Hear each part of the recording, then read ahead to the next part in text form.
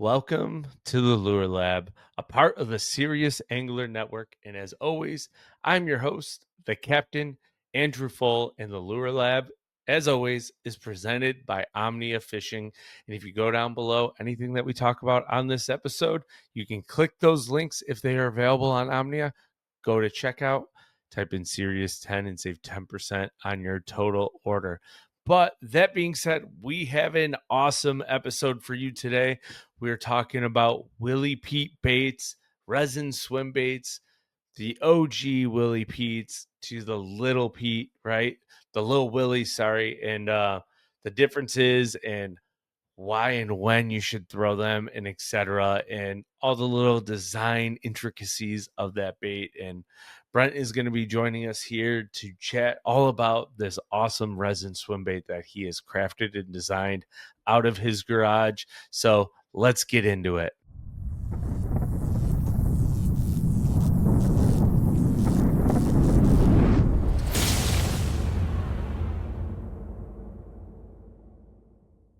All right. And joining us is Brent Hill of Willie Pete's Custom Baits. I got that right? Yeah. Perfect. Yeah. So today we're talking shop. We're talking resin swim baits, right? And those who pay attention to the swim bait culture probably know about the Willie Pete swim baits. So that's why we have you coming on here. And I want to know the intro story of when did these baits come about? When did you decide to start building them and turning them into resin poured baits? Yeah. I mean, I've been making baits for I would say probably 3 decades, 30 years. Spinner baits, jigs, crappie lures, all that stuff. And there's a whole nother story behind that. But the resin bait, I think it's about 4 or 5 years now that I've been making them. And I didn't start out resin. I thought I could carve one out of wood. And man, it's just so hard to get them right every single time. The consistency is different. The balsa wood or whichever wood you're using is hard to get that weighting down. Resin's more consistent, and that's why I think that the resin baits are better than those ABS plastic baits. ABS is good, don't get me wrong, but yeah, I've been pouring them now publicly for a little over 3 years, and they've caught on a little bit, and people have been catching some good bass on them. So. Living the dream at that Yeah, point. yeah, living the dream.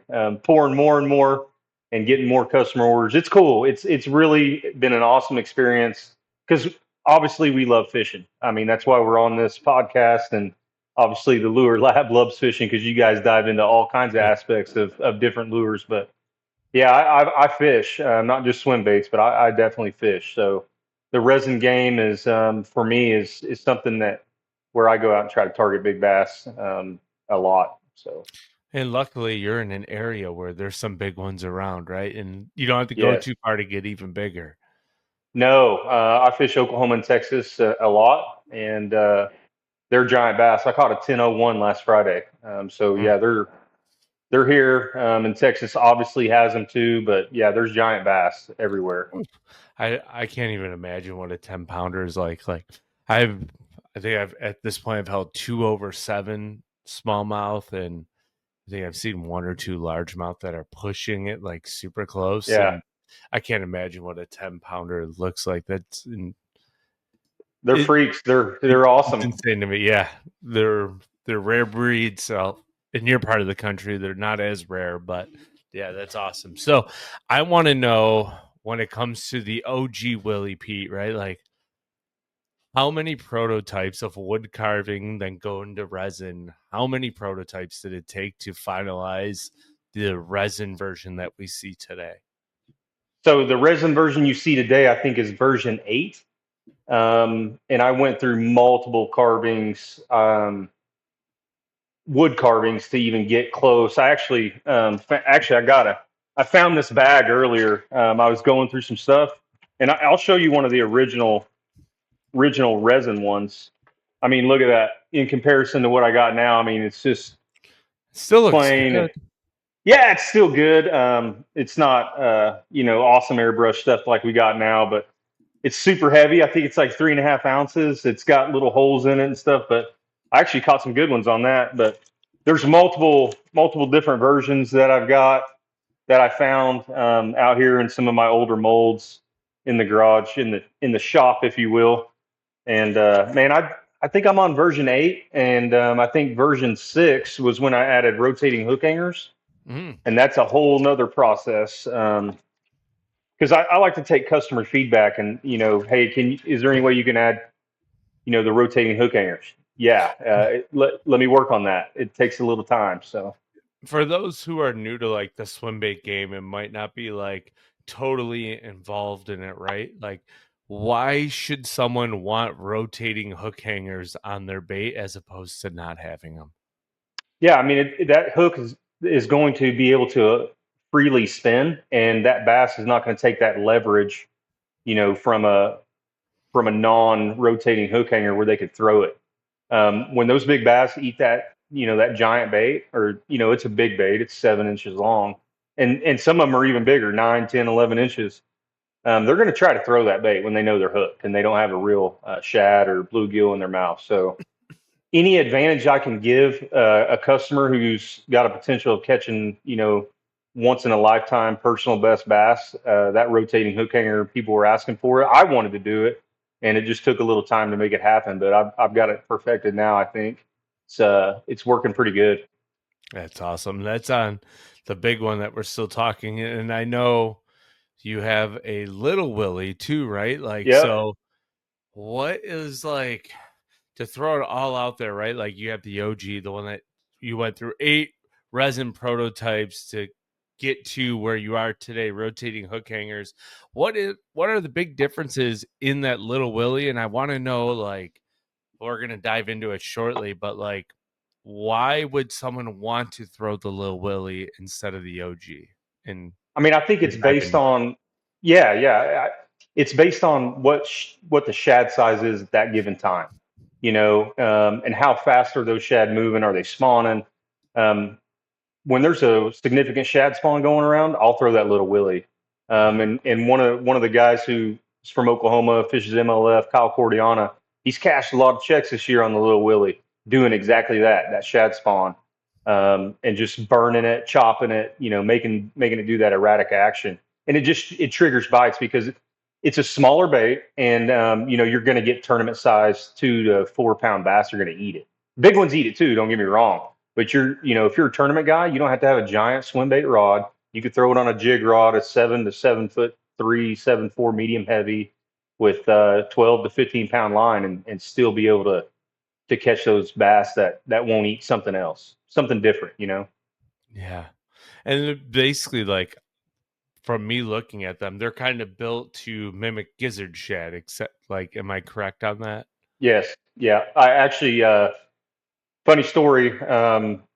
The my one of my good friends, I was at his house. He lives close to Grand. I was going to go fish a tournament at Grand Lake, and the next day, and I was kind of rigging up some stuff, and he's like, "Man, what are those sweet lures?" He doesn't fish, and very much. And I was like, "Man, those are swim baits, dude. They're like $200 a piece." And he's like, "Dude, you should make those, man. You make spinner baits and jigs and all that stuff. You should make that." And that's kind of how that actually started. Oh, And I that's was like, "You cool. know what? I'm gonna try to make it." And went through a lot of plastisol and silicone and different molds and carvings to make that happen. But yeah, it's just I caught that weekend. I actually caught a bass that had a gizzard in its mouth, and I took it out. He had just ate it, and I took it out, put it in my live well, and went home and froze it.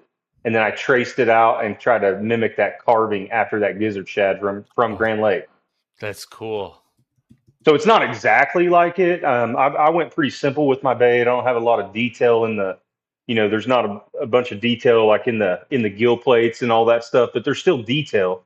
I allow the paint work to do that because I wanted to just have a bait that's going to work and then continue to work on that. But that is actual gizzard size shad from Grand Lake. The outline is traced from that. Oh, that's awesome. Now, for those, and we might have missed this or already touched on, but I may have missed it. Like, what are the size differences? So, like, how big is the OG and how big is the Lil Willie? Yeah, so the OG, this one right here is 7 inches long with the tail. So the body's about a 5 1/4. It's a little bit bigger brush tail, and I'm working on some plastic tails too, some soft plastic tails. And then the little Willie is just under 6 inches long. This one weighs 2.5 ounces, the OG. This one weighs 1.5, 1.6. So Nice. they're a little bit different. And then you can see like head on, they're the little Willie is a scaled down version of the OG. But yeah, you can see the difference in the thickness of it. So Now, why does it have that cupped like where the hook, the line tie is? Why is that like? What was the thought process in putting like that cusped like curve in there to yeah, so I recess wanted the eye tie? I wanted to recess the line tie to where it wasn't visible, but also to allow a little bit of feedback in the lure to help you feel that lure.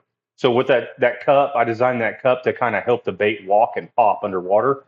And I went through several different versions of it. I had closed mouse, I had different size mouse, but I found that to be the best on the cup. And you really feel the feedback in your rod when you're quarter turning it or burning it. That thing really makes it dance and shimmies. It doesn't roll, but it'll shimmy a little bit like a gizzard shad does, Is there and like you'll a feel little that. lift? Yep, little bit of lift, and it helps it. Um, it really helps it swim really good. Oh, that's awesome. Now, my question, this is going to be on like the personal side. Like, what are some of your favorite like paint schemes that you've had instilled on the Willie and Lil Willie? Man, I do paint. This is this one I've retired. This one. This is I call this a loud bluegill. This is one of my original versions, but I caught a 1201 on this and I retired it. And but yeah, that's a pretty cool pattern. This thing's all beat up. It's had some giant bass eat it. This is pre-rotating hook hanger, so this is one of my originals. I'm not going to throw it anymore. That's my favorite pattern to paint, and I still paint it occasionally. But man, these painters that are I've teamed up with, like Floyd Wilkins out of Michigan, Krista Mazik from Colorado Customs, who also paints for KGB and Throwback, and several other people. Nathan Pierce out of California. These guys are ridiculous. Like, look at the baby bass pattern that Floyd paints. I mean, it's hard to see here, but like, there's so many little details that I don't know if the camera can pick up. Color shifts and the golds in that bass. I mean, that's one of my favorite, That all-time looks so favorite. good. Um, Austin Brown, who at Sensei Swim Baits, he painted this for me a couple weeks ago. I know you like the smallies, right? Oh So yeah, that looks good. yeah, he's good. And then Krista at Colorado, this is an American shad, and I mean, it's hard to see the color shifts, on camera, but man, it's so cool what they can do with paint. And then Nathan Pierce, I'm kind of highlighting all the painters here. Nathan Pierce out of California, he kind of came up with this purple, almost like a dying shad, smally looking version. It's called the Dreamsicle. I think And that this color one, pattern's sweet. yeah, it's so sweet and it gets chomped on. It's just something different. It's got little subtle, like scale patterns on it that it's Yeah. hard to see unless you got it in person. But man, that thing is awesome. Yeah, but the So first couple times you held that up through this video and recording, I'm like, ooh, that color looks good. Great. yeah, yeah, the smallmouth love it too. And we got smallies here too in Oklahoma and Texas. I mean, Right. they're different. I mean, I've fished Mille Lacs and I've been up north and fished all that stuff. They're obviously a different breed of smallies, but they crush that purple, the fluorescence. They love that. I mean, just like they do up north. Yeah.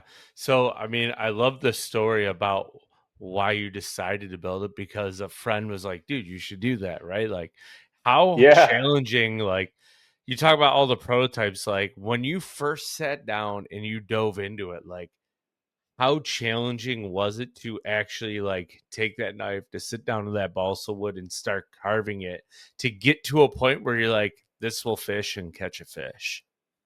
yeah. I mean, it was challenging, but I've kind of been. So my grandpa used to make bows out of bodark wood, and he made his own arrows, and he taught me how to pour jigs and spinner baits and make stuff. So I was kind of handy with that stuff. I just didn't understand the amount of time it was going to take in order to carve it, sand it. Do I just didn't understand that, and it's just those lessons learned that a lot of bait makers go through. And I didn't start off on on CAD work or computer generation stuff. I mean, I've kind of transitioned to that now, and working with some companies to help me do that. But at the beginning, it was painful, and there was about a 6 month time frame where I'm like, this is not going to work. I'm wasting money. I'm wasting my time, and I ended up figuring it out right before I was about to say, I'll just make jigs. Yeah. How so how long would it take you to like hand carve one bait? I'm still active duty military, so I still got a full time job, and then I come home and work on baits. So, man, it would be like about a week and a half, 2 weeks, including the weekends, to get it like perfectly done and sanded down, perfect, weighted, ready to swim. Yeah, it It's was a a lot long of time. R&D Yeah, and time. yeah, it's a long time, and then to think, hey, I'm going to try to reproduce that process multiple times in order to get baits out to guys. It just wasn't feasible. It didn't make sense. So I started learning how to pour resin, make molds, and do all that. But I actually lost my best balsa hand carved swim bait that I made. I mean, it swam perfect, and I lost it. I got it stuck, and I couldn't get it out. So Oh, it's that's gone. painful. But I had already made a bunch of molds and had it. So that's where the original resin molds came from, was that one carving. Oh man.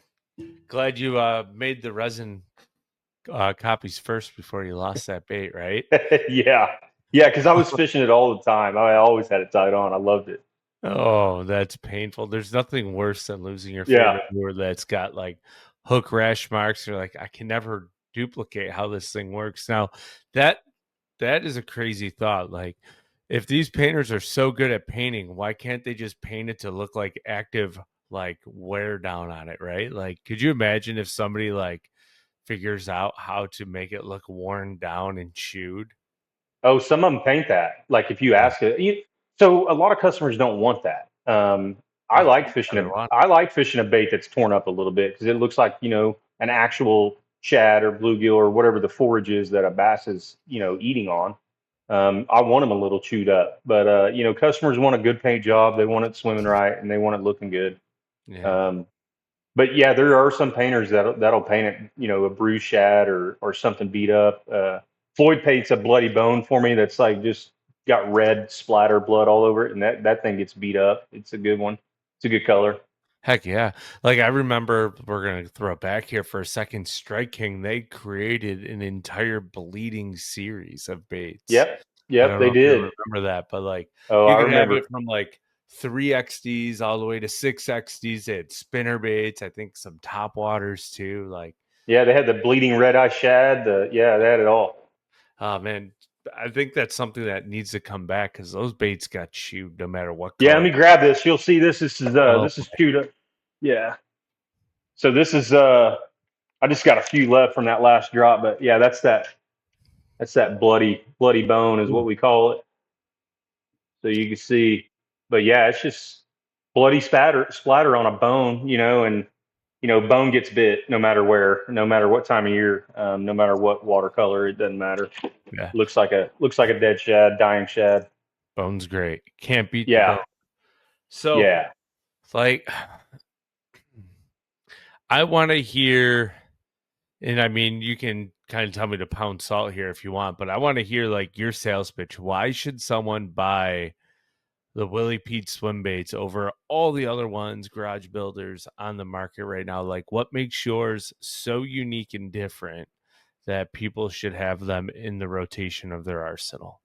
And it's hard to say. I believe in my product. I believe in my process. There's so many good bait makers out there, and I know a lot of them. Met a lot of them throughout the past couple years, classic gathering, whatever, swim baits conventions or whatever. But I, for me, you're going to get a high quality resin swim bait that's hand tuned, super consistent. You're going to get a high quality paint job. All the components are of the best quality. I have no unbranded component, from my rotating hook hangers to my owner hooks to the stainless steel line ties and screw eyes that are in the head.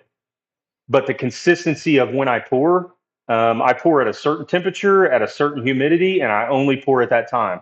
So that's how I get so consistent with my baits. I swim test every single one before it goes to paint. And then when it comes back from paint, I swim test it again, tune it, make sure it's right. So, a customer never has to, excuse me, they never have to go and tune it unless they want to change it up, make it swim different, which guys are figuring that out. And, I can go into that if you want, but you can make these baits do some pretty cool stuff if you mess around with them a little bit. But I mean, the bottom line is you're going to get a high quality resin swim bait with high quality components for a little bit cheaper price than some of the other bait makers. And you're going to get customer service. Like I believe that I have some of the best customer service. You can text me, email me, call me, whatever. I'll get right back to you, and we'll figure out whatever issue you got or question, or send me pics. I'll comment, whatever. I mean, this is what it's all about. It's about making people happy, putting a smile on their face, and having somebody enjoy the outdoors catching bass. Absolutely. And I mean, we're going to wrap it up here shortly, but I was going to get into that. So, the Lure Lab, you can kind of see it down here, is presented by Omnia. So every episode we have the Omnia Juice of the Week. And I was going to ask for the Juice of the Week. Like, the question is as follows: what is like one modification that you could do to make your bait work slightly different based on the situation? So like, what are some of the modifications that you've seen out there that people have used to catch bass with it? Yeah, so I'm not a believer in wrapping lead wire on hooks. I'm not.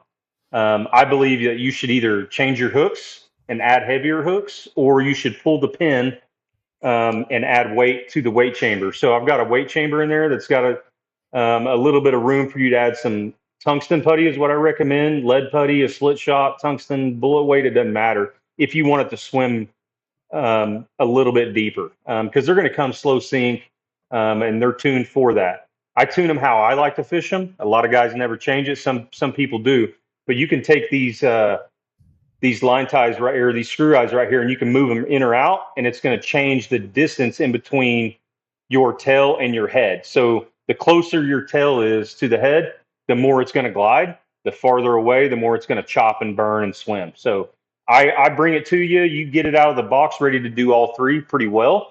And some guys do modify them, but that pin is removable, and you can adjust that like several other custom bait makers do.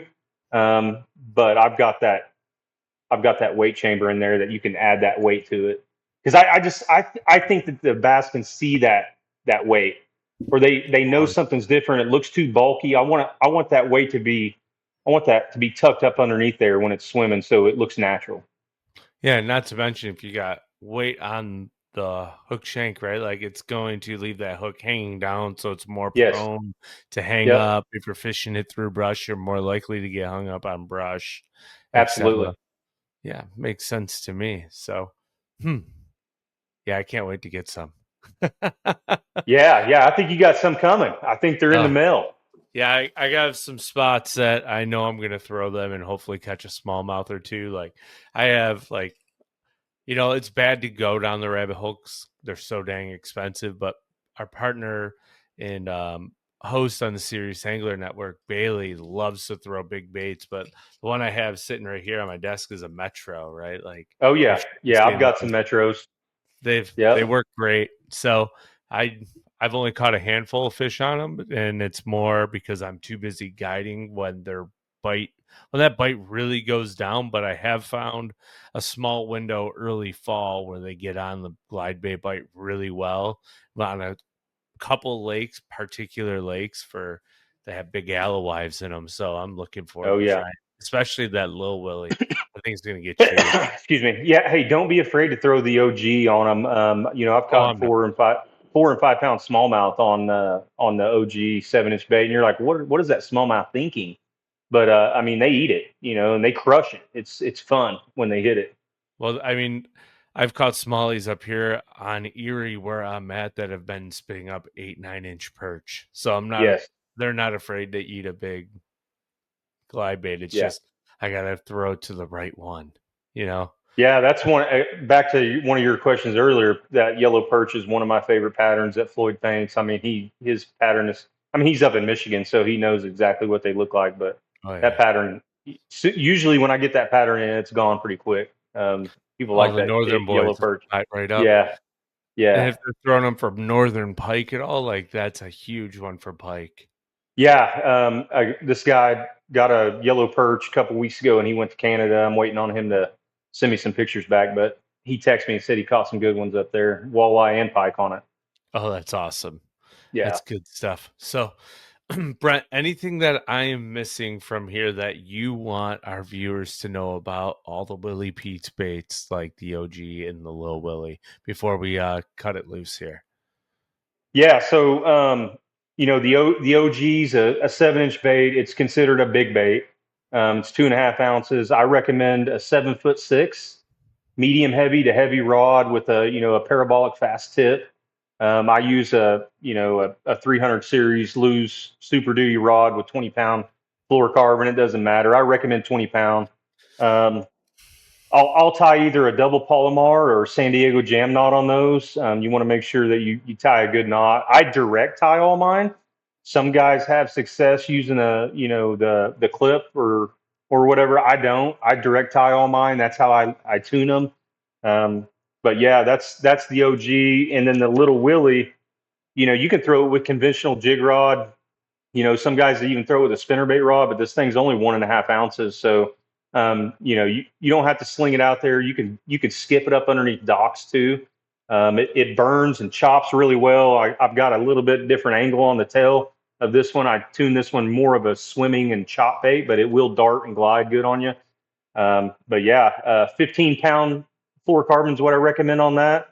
A 7 to 7.3, 7.4 medium heavy, with a fast tip. That's a pretty good Yeah. rod for it. But you don't have to have a dedicated swim bait rod to throw the little Willie, and it's catching tournament style bass on the MLF tour. And dudes are catching it in local derbies and stuff around here. So, and I catch a lot of fish on it when the shad are smaller. Like right now, I've been catching some pretty good ones on it. Heck yeah, that is awesome. Yeah, I think I'm more. I don't know which one I'm more excited about. I can't wait for them to get here and toss them around. I have some free days in August, so I'm going to be fishing a little bit more and less guiding until September. So it's going to be a And then fun month. I'll give you a sneak peek. This is just a Oh boy. prototype, but this is coming. And I believe that it's going to be one of the best gill swim bait glide baits on the market. But there's a little sneak peek of it. I've got it all. I've been marking it up. I've got some things on there. I'm tuning it, but this is not what it's going to look like. It's going to have raised fins on it. We've done stuff to the mouth. I'm working with a guy named Micah. He developed the bait, and I'm helping perfect it. But man, this thing is sick. It fits in your hand, so it's like a true like size bluegill.